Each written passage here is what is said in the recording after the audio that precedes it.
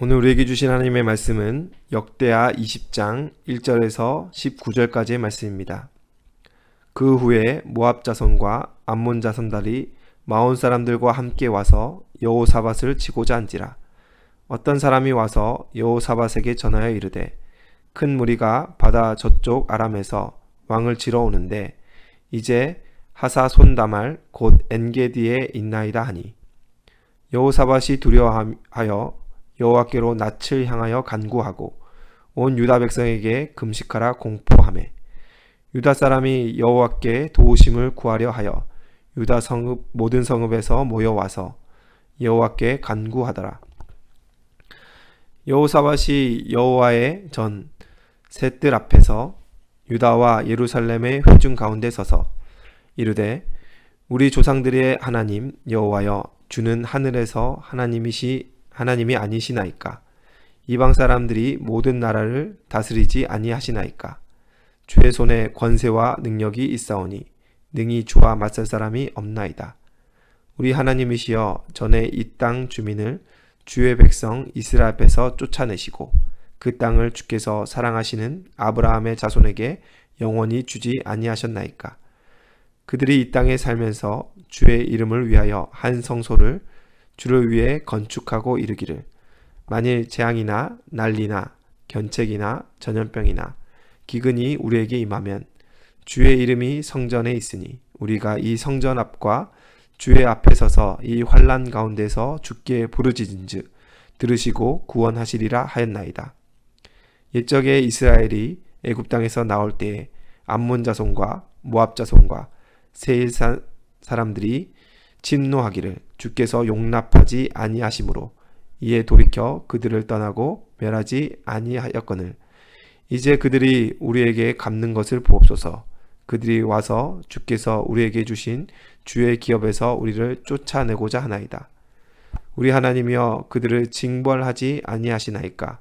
우리를 치러 오는 이 큰 무리를 우리가 대적할 능력이 없고 어떻게 할 줄도 알지 못하옵고 오직 주만 바라보나이다 하고, 유다의 모든 사람들이 그들의 아내와 자녀와 어린이와 더불어 여호와 앞에 섰더라.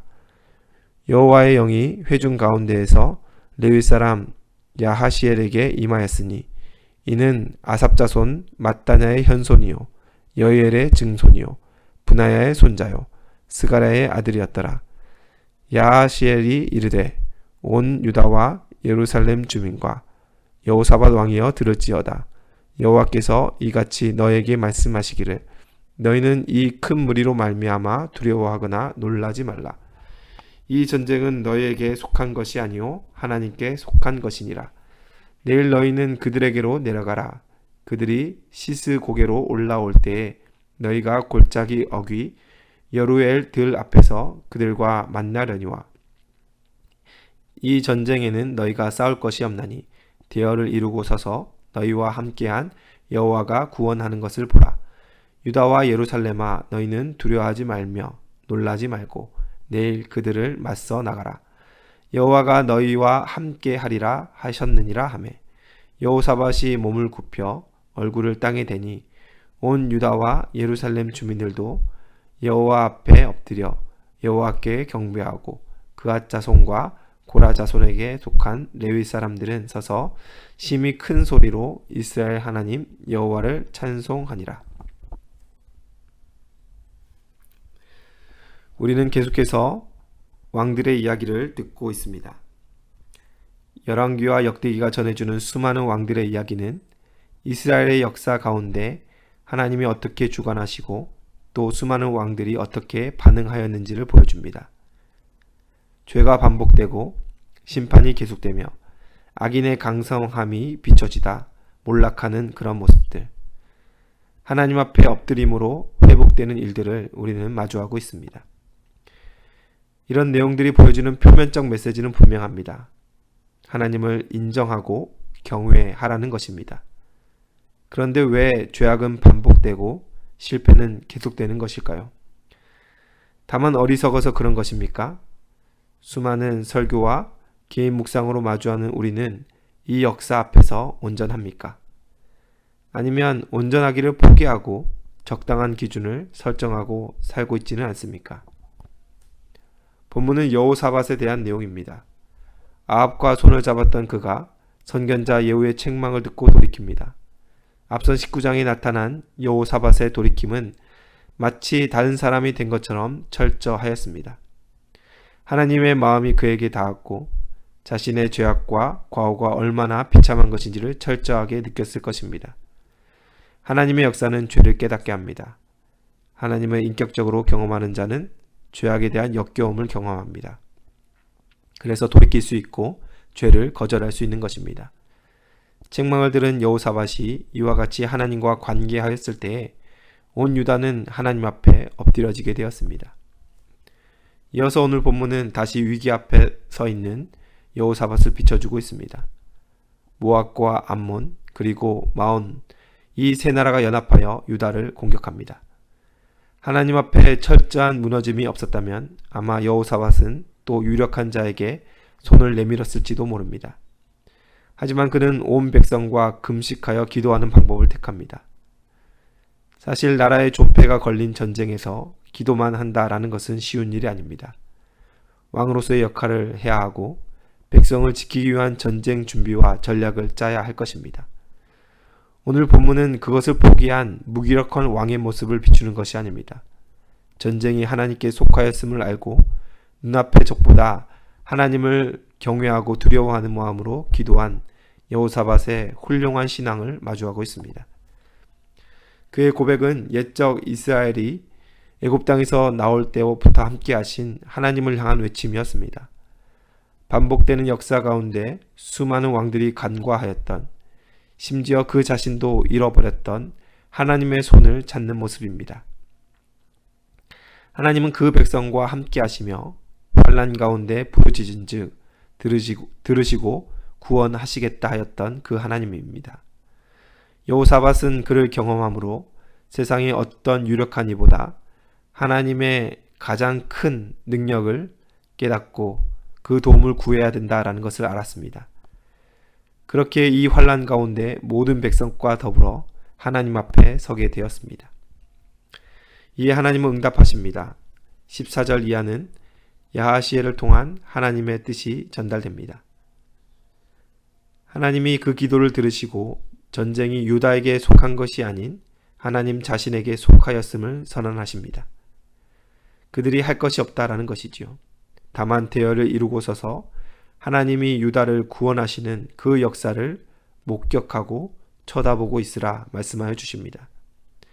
이에 여호사밧은 감격으로 이 말씀을 받아 얼굴을 굽혀 땅에 대니 온 백성이 동일하게 엎드렸습니다.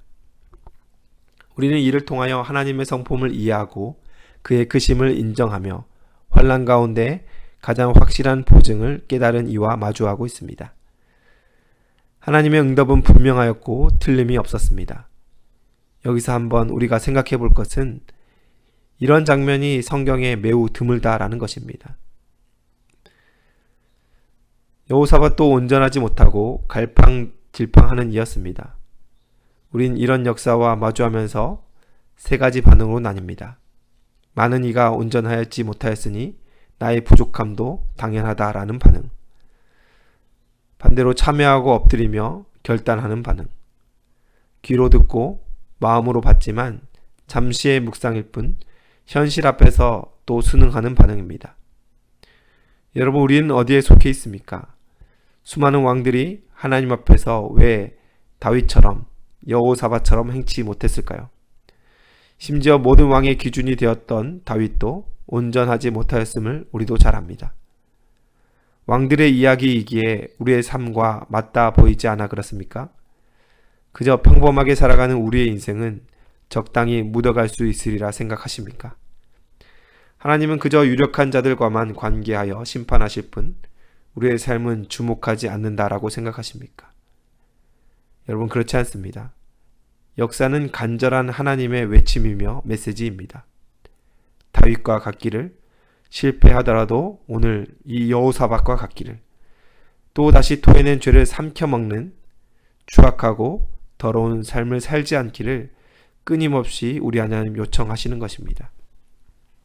오늘도 그 요청에 반응하여 결단하고 변화될 영혼을 우리 하나님 기다리십니다.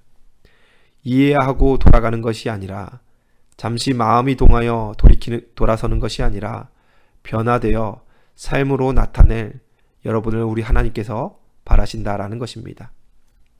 왕들의 이야기는 아이러니하게도 왕으로 사는 자들의 실패를 보여줍니다. 유다의 왕이지만 그 자리를 위해 사는 자, 왕권 유지가 목표인 자, 왕권에 취해 사는 자들의 철저한 실패를 우리 하나님 보여주십니다. 하나님은 왕위에 오른 자들로 하여금 다시 낮아지라 하십니다. 왕권에 목을 매는 자들로 하여금 더 내려오라 하십니다. 그 자신도 하나님 앞에서 한낱 하나님의 예배자일 뿐임을 알고 기도해야 하는 자인 줄을 깨닫고 진정 유다의 주인이 하나님임을 온 백성으로 하여금 인정하는 삶을 살라 우리 하나님 말씀하여 주십니다. 사랑하는 성도 여러분, 하물며 우리를 향한 하나님의 마음은 다르겠습니까? 말씀 앞에 고개를 끄덕이지만 우리는 얼마나 많은 타협을 하였습니까? 현실의 괴리 속에서 하나님을 모른 척하지는 않으셨나요? 대세를 쫓고 세상의 기준이 주는 그런 안정감 때문에 하나님의 약속을 외면하지는 않으셨습니까? 하나님의 손은 느리고 그 응답은 눈에 보이지 않는다라고 은연중에 생각하고 있지는 않으십니까? 너무 극단적으로 말씀드려 죄송합니다. 하지만 앞서 그 질문들이 다 어디서 나왔겠습니까? 다 저의 삶에 던져본 질문들입니다. 오늘 우리의 기도가 여호사밧의 엎드림 같기를 소원합니다. 듣고 지나치는 하루의 묵상이 아닌 현실의 나를 내려놓고 주를 경외함으로 철저하게 돌이켜 삶의 변화를 이루는, 우리와 함께 하시는 하나님의 승리를 맛보는 저와 여러분 되시기를 주님의 이름으로 축원을 드립니다. 기도하겠습니다. 사랑과 은혜가 풍성하신 하나님 아버지, 두려움 앞에서 하늘을 보고 하나님의 도움을 구하는 여호사밧의 신앙을 봅니다. 수많은 왕들이 있었지만 이처럼 하나님의 마음을 알고 하나님의 뜻을 구하는 자가 없었음을 우린 또 확인하게 됩니다. 우리의 삶도 마찬가지입니다. 수많은 기독교인들이 있지만 하나님의 마음을 따라 사는 자들이 없습니다. 하나님의 마음을 시원케 해드리는 예배자가 없습니다. 하나님의 뜻대로 살아가는 사역자가 많지 않음을 우린 또 바라보게 됩니다. 하나님, 우리가 그런 한 사람 될 수 있도록 도와주시옵소서. 우리의 마음의 기준에 세상적 기준을 내려놓고 하나님의 말씀이, 하나님의 뜻이 우리의 삶의 기준이 되어질 수 있도록 은혜 내려 주시옵소서. 다윗과 같길 소원합니다.